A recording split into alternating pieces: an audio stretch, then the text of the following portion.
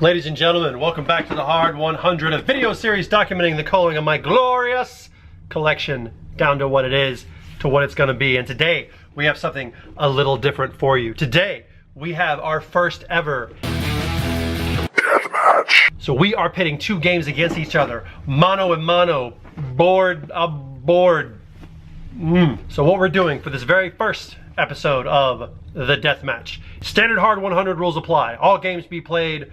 If a game goes, the expansions are going with it, but we're changing the third rule to from one in, one out to last man standing. No one gets out alive. We're hell in a cell in this bitch. Two people enter, one person leaves. We're doing the whole thing, whatever analogy you want to go. So know that I'm not going to swerve you. It's not going to be one of those things. I'm not putting two games in and being like, trick bitches, I'm keeping them both. No.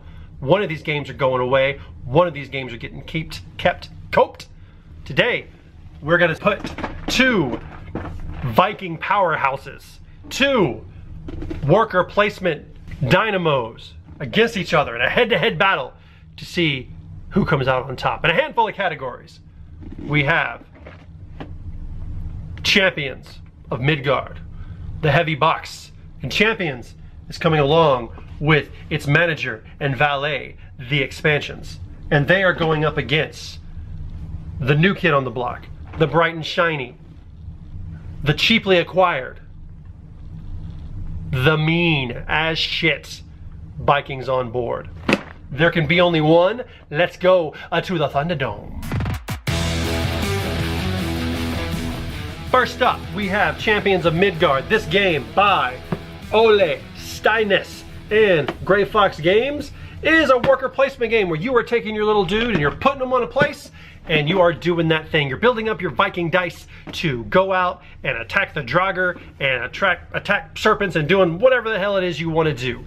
That's what Champions of Midgard is. Now, Vikings on board has you doing something a little less epic. You're putting stuff on a boat and sending it away. Vikings on Board by Charles Chevrolet, Pascal Pellemans, and Catherine Dumas. Art by Maeva da Silva and Christine Deschamps. Blue Orange Games. Okay. Round one. Theme. So we have Vikings and Vikings. These Vikings are going out and fighting shit. These Vikings are on board. On a board. Sending it away. Okay. So when it comes to theme, round one goes to Champions of Midgard. There's no contest. The Champions of Midgard are going out there and they're fighting shit. You have dice and you roll them and they do wonderful things and it's badass. Round one for theme, Champions of Midgard. Round two. Components. Now both of these games are very well built. The Champions of Midgard are your basic cards and dice and board. There's nothing in here that stands out. The board is very nice. It's clean. These dice are chunky as fuck. I love them. They're good. Each color represents a different thing. The expansions add more dice to it. There are little mini meeples and tokens and chits, and the components are nice. The components are solid. The components are necessary, and they are pretty good. Now, when it comes to Vikings on Broad, well, this little scrapper ain't going down without a fight. Vikings on Board, look at this shit. Oh, you pull out the board, it looks great. It also has little minis, no dice though, little minis, and they're great. But the reason why you bought this game is because of what's on the back. And that is these lovely long ships. Each one of these pieces is pre-constructed and it is very cool. When you have it all set up on the board, it is fucking rad. You forget that you're playing a game about putting things on these boats. And if your game is gonna be about putting shit on boats, well, these are the boats to put the shit on. Because these, woo, quite a nice thing to look at. Molded insert for the box. So when it comes to components, we have the Viking badass longships against the standard fare of Champions of Midgard. And while I love this game, them longships are badass. So round two goes to Vikings on Board. Round three. Coolest game mechanic. Now the coolest thing in Champions of Midgard is very easily all dim dice you be chunking. You have your standard worker meeples, and that's fine, they do worker placement things, so it's a worker placement game, but your warriors are dice. And so when you go out to fight things, some warriors are better at some things than others. And the coolest thing this game does is when you roll the dice, those different warriors do different things, and it's very, very cool. I very much like it. And that is definitely the coolest mechanic when it comes to this, is just that dice. There's worker placement, and I think when you introduce chance to a worker placement game like this, and you get big rewards for going out and fighting those monsters, when you introduce chance to a worker placement game, it kind of spices it up a little bit. It can't be so mathy. So for example, like Stone Age, how many goods am I gonna get? I know I'm at least gonna get one, and then maybe, and then you roll the dice. Now the coolest mechanic about Vikings on Board is how it's played. This is a worker placement innovation that I've never seen anywhere else. What you have is you have your board, you have your row of houses, and the actions are in the middle, and then you have all of your dudes on one side, and you have your lead Viking in the front. And on your turn, you're gonna go in turn order, front to back, and you're gonna put it on the other side of the building and do whatever that action is. It will also determine the turn order for the next round. So the juicy actions are towards the back, and the okay ones are towards the front. So you'll put it over there, and then the next person will go, and sometimes you'll get 2 or 3 actions in a row, which can really be a big deal at the end. And that worker placement style of just kind of going back and forth, it's an interesting way to keep the turn order and the comboing potential together at the same time, which is very, very cool. And this game benefits from going last and not so much from going first. That's a cool way that I've seen worker placement done that I've never seen it done before. So who is going to win between unique way to do worker placement and chunking all them fucking dice? Ladies and gentlemen, you can't beat throwing dice. You can't beat getting that full hand and going to punch that giant in the mouth and rolling and being like, victory. It's a cool idea, and every mechanic in this drives you towards getting more and more dice, and the expansions allow you to do something with those fallen warriors as they ascend to Valhalla. I feel competition. All right, so round 4, let me explain what competition is. Competition is, do I feel like I'm playing this game with somebody, or do I feel like I'm playing it by myself? I like a lot of player interaction when it comes to these kind of things, so when I'm playing a game by myself, it's not as fun, but it can be. But I want to know I'm playing with somebody, that I'm seeing their actions and I'm reacting to them. And So round 4, competition. Let's talk about this beautiful bastard right here. This game, what other people do, they just block off the spaces, but some of those spaces are very, very important to you. And when it gets to be a resource jostle, it's not mean per se. You can't affect me negatively, but blocking me will, And to have me have to rethink what I was gonna do because you were a punk ass and jumped in front of me, here you go, right here. So competition, it's in there. Like any standard worker placement game, pretty good. Now let's talk about the asshole that is Vikings on Board. As we played this game, we slowly started to understand that this is by far the meanest game that I own. So the way this game is played is you have to load up ships and then you can send them out to sea once you complete them. But here's the problem. In a 2-player game, you still play with everybody. And in a 4-player game, you play with everybody. If you don't plan your turns correctly up front, you only exist in this game to make someone else lose. At one point, Phil was done. The bottom spaces, it's all about, we have these longboats and the shields on them represent how strong they are and how much your area is controlled. But then you can move them around and manipulate them and shift them and everything, which is why going last is super beneficial because you have the last chance to really screw someone over. And at the end of the game, it was no longer about Phil winning. Phil had the score he was gonna have, and I still had ships on the board. So his sole purpose was to make me lose. And he did a damn good job of it.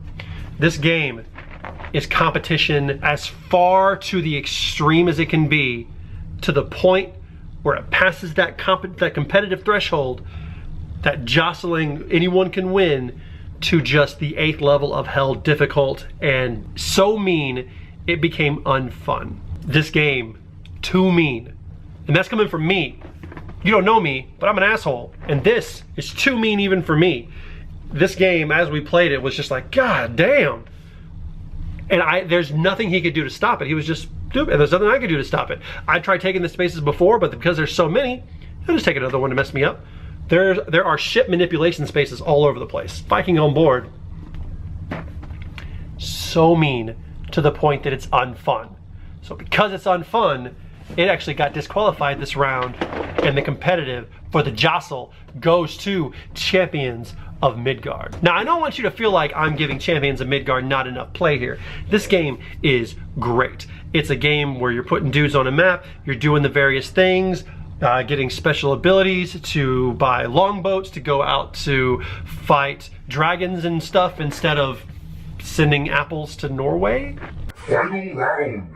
But is it fun? All right, so final round. Fun factor, fun factor, fun factor. A game can be mean as hell. A game can be jostly, but at the end of the day, if it's not fun, it's not worth playing. So we have Vikings on board. I already talked about this a lot in the last round. Up until that point, so I would say this game, housekeeping, 8+, 2 to 4 players, 30 to 60 minutes. So it went about 45. The first 20 minutes were pretty good. As long as you have ships on the board, you're kind of focusing on your own thing. But once those ships are gone, the last half of the game is brutal for everybody. It just becomes not a fun thing to play. Champions of Midgard is fun from start to finish. Housekeeping, 2 to 4 players. I played it with 2, I played it with 4. Works perfectly both ways. Ages 10 and up, okay. And then 60 to 90 minutes, it is, anytime I played it, it's gone about 60. It's kind of on the low end of that. Adding the expansions in, I'm sure we'll do it. And we haven't even talked about the expansions because we don't need to, because just the base game and this deathmatch, it's going in by itself because these guys are waiting on the outside. It's really, really fun. It's really fun to chuck them dice and hit that thing. And even when someone else has a good die roll, you can't help but think, oh, you son of a bitch, you lucked out on that. Good job, good job. And then at the end, when you are calculating the score, the point spread is tight. It's not wide, it's right there neck and neck. Point spread on this one, it's like 2 points, but you're not scoring, there was like 10 points to 5 or 10 points to 12, something like that. Low scoring games don't usually create that type of excitement unless it is tense throughout and you're really getting every one of those points. I feel like I got the first 3 or 4 points, but after that, they just became whatever. This game, you're earning every point, but these points go up to 100 and beyond. So it's just, I want all the points. So we have Vikings on board, which is fun. And then we have Champions of Midgard, which is fun. This isn't really all that fun. So round 5, and the final round goes to Champions of Midgard. All right, ladies and gentlemen, they both fought valiantly. We have the wonderful theme of Champions of Midgard. We have the fantastic components of Vikings on board. We have the fun factor, which is really what it boiled down to. And at the end of the day, there can be only one. And the winner of the first ever Hard 100 deathmatch of the world! Champions of Midgard. Champions of Midgard is going on my shelf. Vikings on board. It's probably coming to one of you, because I sure as shit don't want it anymore. Because when I'm gonna sit down to throw some Vikings at something, it's not gonna be on a ship. It's gonna be against that thing, or no, that's a ship. Or that guy back there. Look at that guy. Look at that guy. Look at that fire guy. He's back here. Oh, what are you doing? Oh, you got a ship? I'm burning. Look at that guy. What are you doing on this? Dude, you're painting a shield a different color. Come on, Vikings, get off your ass and play a game that's awesome. All right, ladies and gentlemen, I hope you enjoyed this first ever death match.